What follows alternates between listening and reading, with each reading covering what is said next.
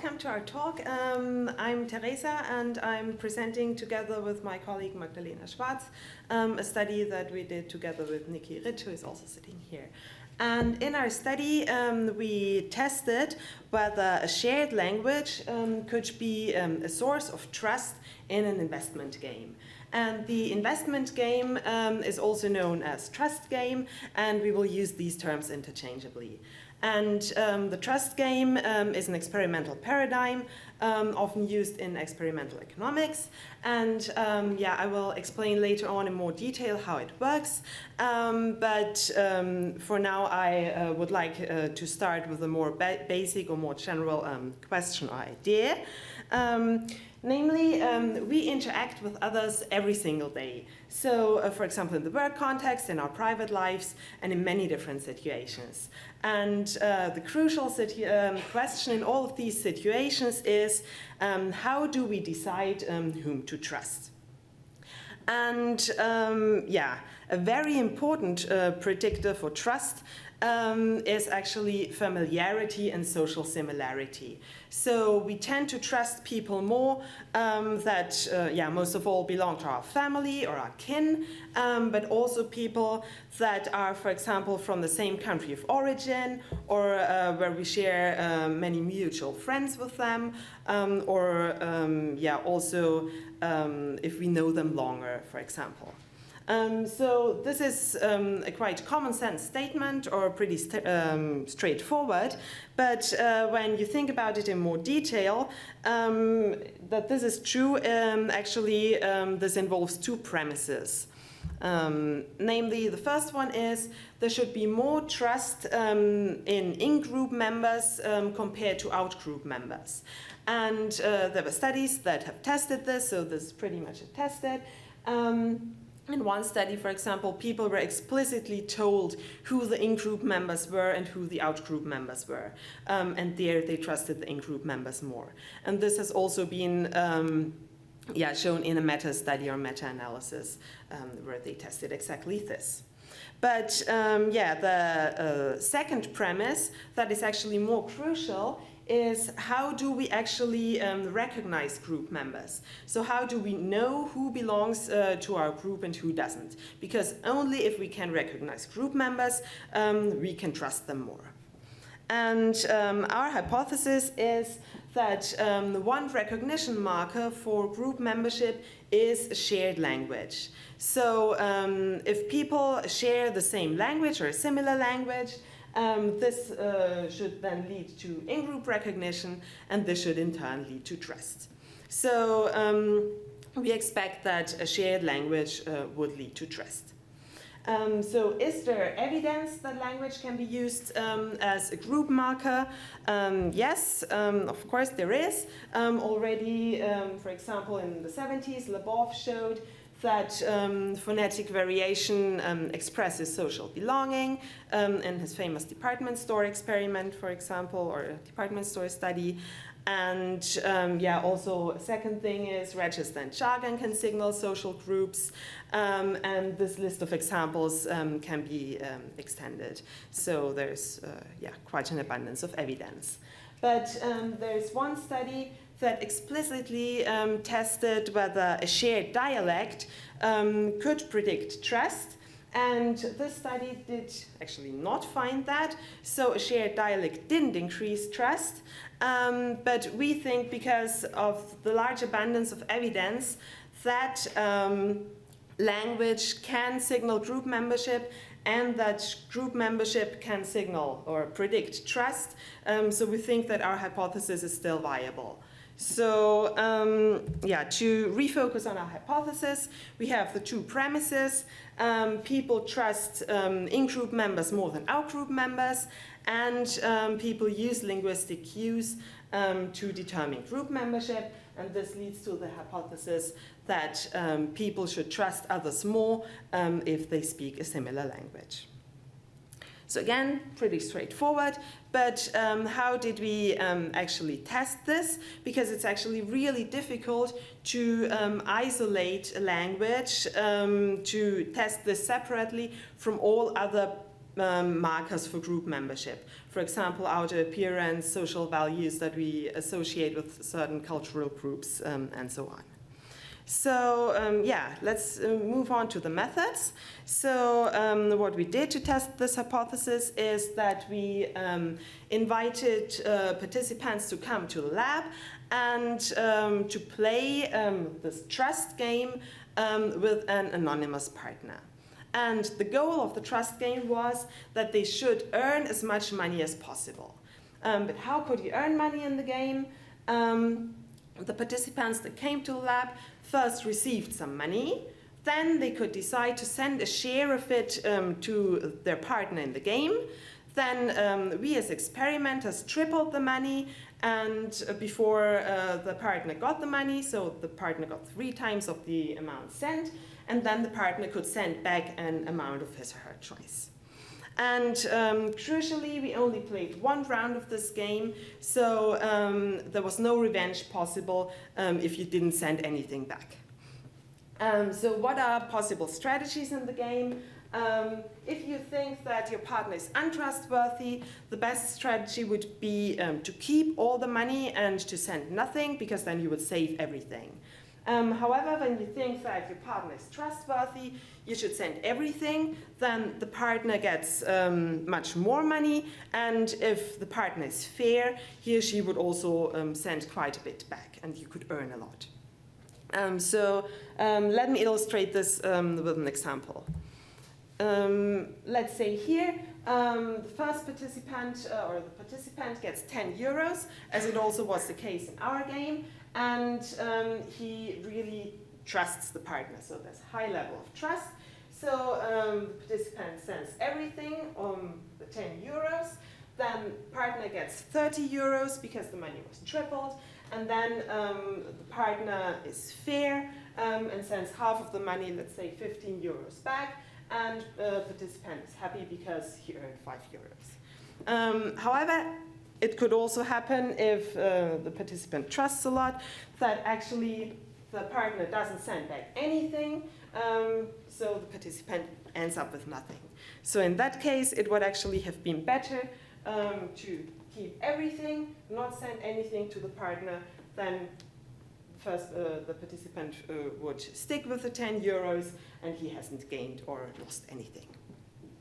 So what we were interested in was to measure how much money the participants sent in this game, depending on the language of their interaction partners.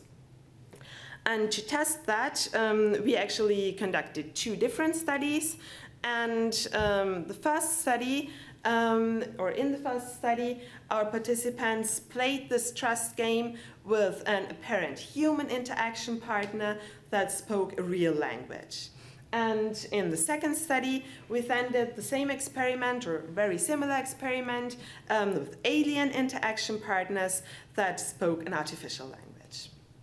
And the participants were always introduced to their partner's language before playing the trust game. So now I will explain you study 1 in a bit more detail. So our participants in study 1 were 59 speakers of Austrian German, and they were, when they came to the lab, actually tricked to play with a partner in another room that they would never meet. And we divided our sample of participants into 2 groups. One's the in-group condition, and this group was basically familiarized with the language of their fictive partners before the trust game. And this language was a standardized recording of a story without grammar mistakes. And the second group of participants, that was the out-group condition, they got a recording that had grammar mistakes. So this should basically indicate that the partner is from a different social group. And that the grammar mistakes were not so unnatural. We used German recordings in both of the conditions, but with a French accent, so that the grammar mistakes didn't sound too unnatural. So basically everything was identical. The stories that they heard were identical except for the grammar mistakes. So the predictions would be that in the in-group condition, participants would send much money. So yeah, and in the out-group condition, they would send less money because they would trust the people less. And all that was implemented in the software C-Tree, a common software used for trust games. And in the end, the participants got real monetary rewards. So what they've earned, they got in real money. Now let's come to the results for study 1. So what you can see here is how many euros the participants in the two groups sent. And what you can see is that actually in both conditions, most of the people sent 10 euros, so all of the money that we gave them in the beginning.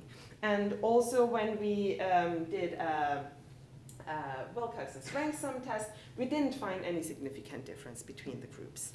So just to say in a nutshell, our prediction here couldn't be corroborated with this experiment.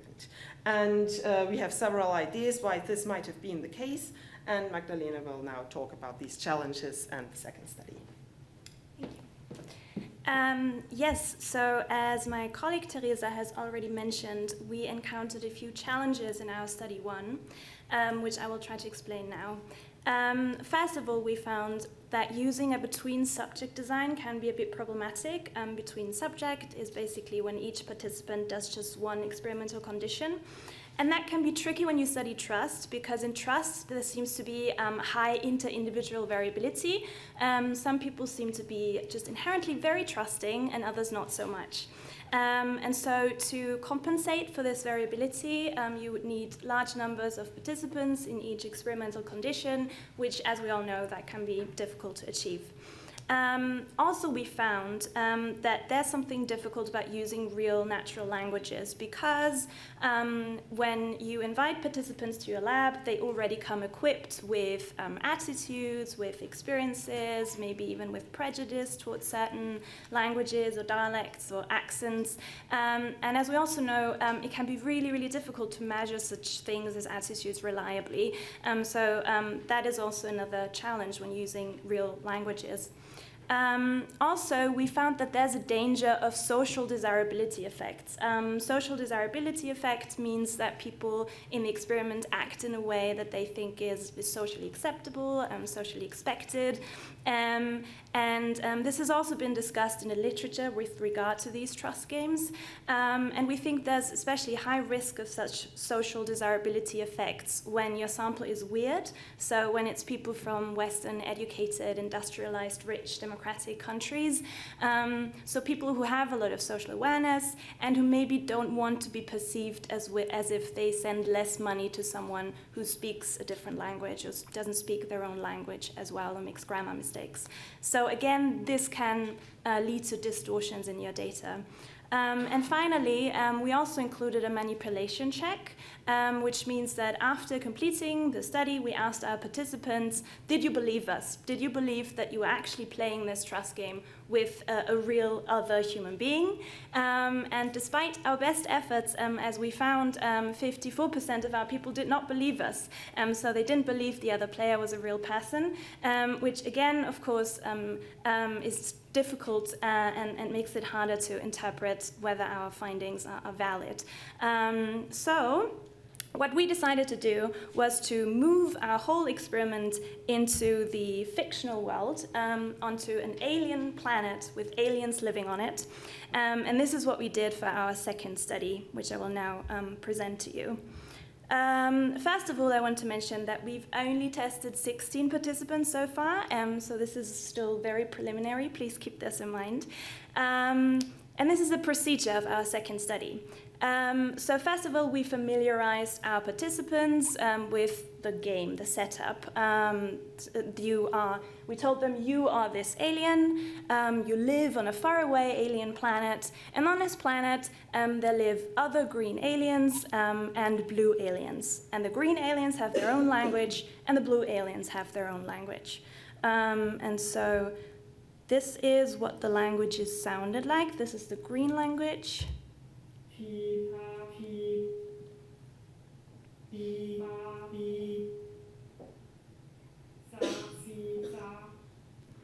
And this is what the blue language sounded like.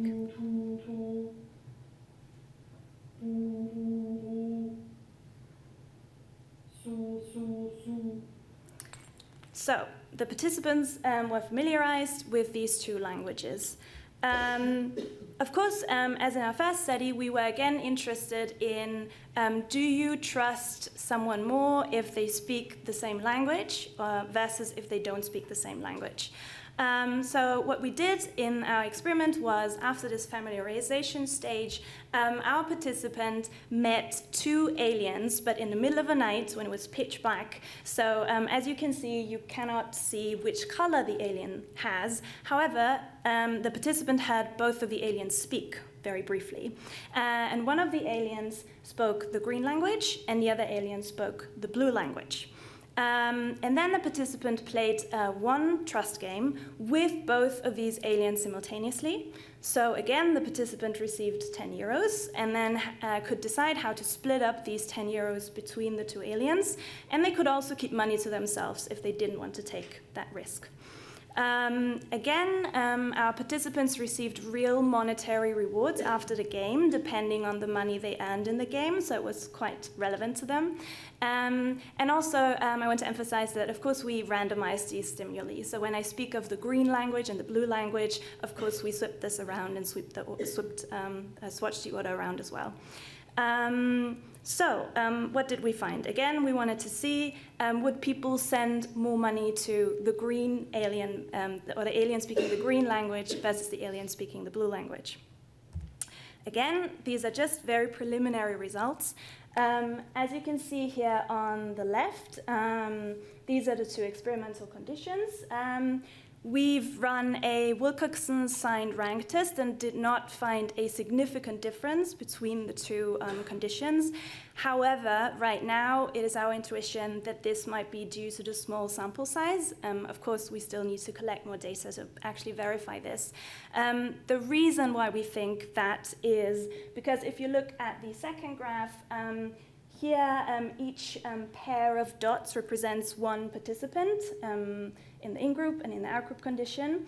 And so as you can see here, the vast majority of participants actually sent more money to the in-group alien versus the out-group alien. So we do believe there's something going on, but of course, this is still preliminary and we still need to collect more data. So what does all of this mean? Again, especially the second one was just an exploratory study. Still, we feel quite confident saying two things as of now, especially regarding the findings from the second study. First of all, participants seem to use linguistic cues to infer group membership. At least they were capable to do that in our experiment. And also, they seem to assume that in-group members are more trustworthy than out-group members, based on the fact they sent more money to the in-group member versus the out-group member. We also think that this research is quite relevant from a methodological point of view, because it shows that using these artificial worlds and artificial languages really lends itself to studying social phenomena. Why? Because first of all, when you create such a game, you can create a very simplified and targeted scenario that really is aimed at your specific research question. So you can keep constant or exclude all of the noise and confounding variables that you usually have to deal with, and really focus on the variables you're interested in. Also, we think it's a way of reducing these social desirability effects because people take on an alien identity, and so they might be a bit more free from these social expectations. At the same time, we also aware of the limitations of this methodology. For instance, we think it's possible that this game-like character of our second study might have promoted more competitiveness and maybe a level of competitiveness that you wouldn't usually find in the real world because it's a game. And also that knowing the other player might have impacted the participants' decision-making, because in the second study, they knew for sure that the other player is an alien and not an actual human being. We definitely want to continue this research, and we also have already some ideas of what we could look into. For instance, it would be interesting to test what happens if linguistic cues conflict with color cues. So what if you meet an alien and it looks green, but it speaks blue? So how do you categorize that alien? Another interesting question would be to pit different linguistic cues against each other. So what if you meet an alien that uses the green pronunciation but the blue syntax or the blue vocabulary? So which of these two markers do you use to categorize that alien? And also, in terms of the bigger picture, we think that it would be interesting to study how we use language for assessing trustworthiness in online interactions. We all know from our everyday life that a lot of our everyday interactions have moved online, and we interact with a lot of strangers online, where a lot of information is not available to us. Often we don't know what these people look like, and we don't know how they are dressed, but we communicate with them. So maybe in these online interactions, language might play an even more important role for assessing things such as trustworthiness. Finally, we want to emphasize again, or say, why we think that studying the relationship between trust, cooperation, and language is so essential. And this is a quote from Nature Human Behavior that sums up really well our approach. Understanding cooperation, what motivates it, how it develops, how it happens, and when it fails to happen is an important part of understanding all kinds of human behavior. And so we think that if language potentially plays a role in fostering trust between people, or if it plays a role in hindering trust, it's definitely worth finding out how that works and why that is the case. These are our references.